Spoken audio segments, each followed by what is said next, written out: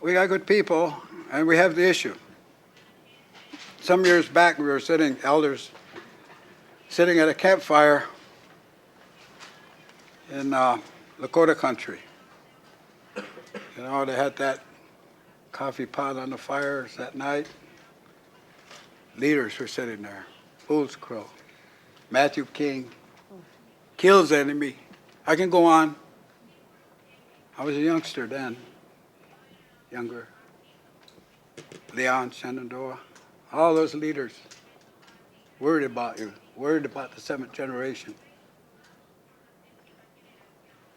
And we're, getting after the white man again for what he was doing. And Louis Badwoon, I don't know if anybody here remembers Louis, but if you've ever met him, you'll never forget him. Louis says, God damn it, he says, what the hell are we just hanging around here for? We should be doing something about this. He says, look at us. He says, look at the power we have. Put our medicine together, he says, and bring the rain and flood them out. He says, put our medicine together, he says, bring the fire, he says, burn them. Bring the wind, our grandfathers. We can do it. The leaders sitting there quiet. They said, somebody said, geez, Louis, we better think about that one.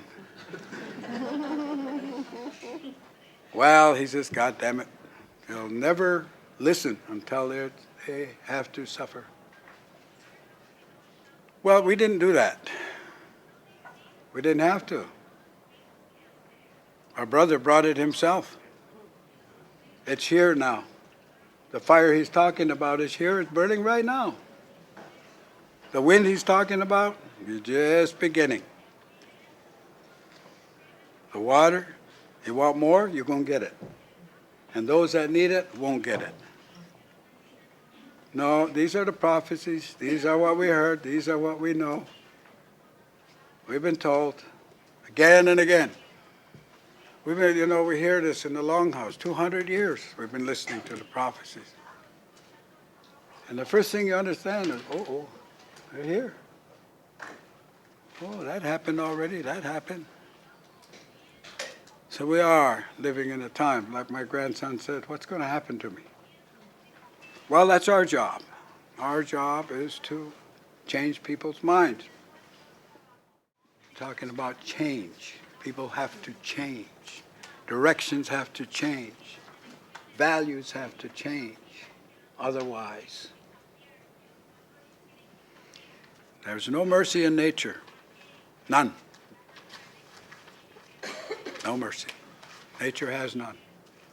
Has only law, only rule. You don't abide the rule, you suffer the result. And it's just no habeas corpus here. It's what you do and how you live. In 1950, there was 2.5 billion people in the world. In 1950. Now all you mathematicians, do the math. Today, how many is there? 6.4, 6.5, depends who you ask. Billion. Took 400 million years to get to 2.5 billion. Took 57 years to go to 6.5 billion. There's your problem. That's your problem. It's a tough one, because if you look at that graph, it's going straight up.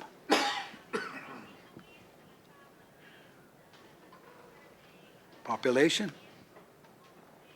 inequity. Peacemaker said to the chiefs at the time, he said, build your nation on these principles. The first principle of peace. Peace. And with peace is health. Second principle is justice. Equity. Equity for the people. Be fair. You leaders, be fair to your people. Equity. And with that will come justice. Third one, power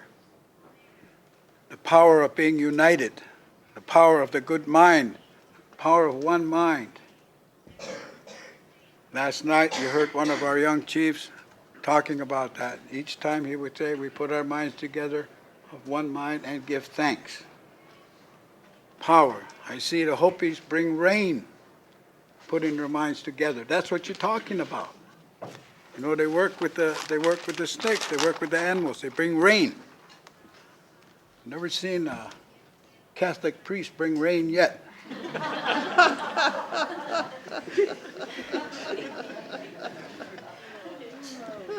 And I think I can safely say you never will. But we do. We bring rain. We give thanks. We work with the animals. For everybody. So what is it then?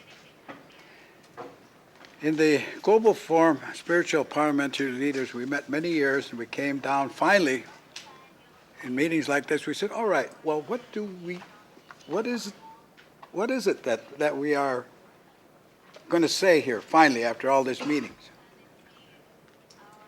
And Akio Matsumura, who was the leader of that, 4 words, he said.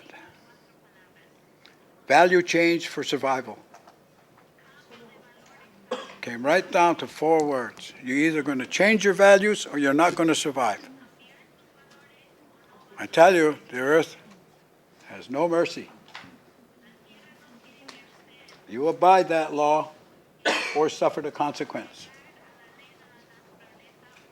Business as usual is over. Carbon is over. Oil is over. We better find something else. We better find some equity. We are not going to have the luxury of spending $200 billion in a war. You're just not going to have the time or the money because you're going to be paying for environment and damages coming. You are going to talk about economies, going to wreck the economies in the world. They're not ready for this.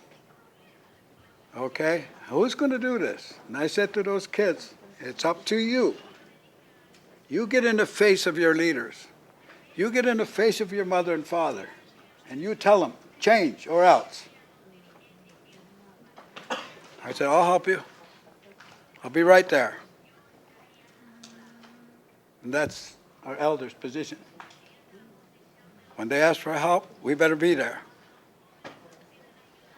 Because this is it, the way I see it. I agree with Hansen. I agree with those figures. I never used those figures because the other instruction a peacemaker said was never take hope from the people. Give the people hope. And what is hope? It's leadership. It's principle. And that means the leader's got to be out there, front. Fight is on. Big fight now. A lot of people in the world, really, more than you know, just waiting. And the country that's got to change is right here, this country, number one. And can change the most because it's the worst. But when they find out and when they do change, you know they're going to be happy, just like the Cherokees were. You know, we'll all be just bound to that happy little village somewhere. It can happen. But we're going to go through some stuff. There's no escaping that. We're going to go through some stuff. So just get ready for it. Get ready for it. Tell your leaders, get off their ass. Let's get on with life. Done it. Thank you.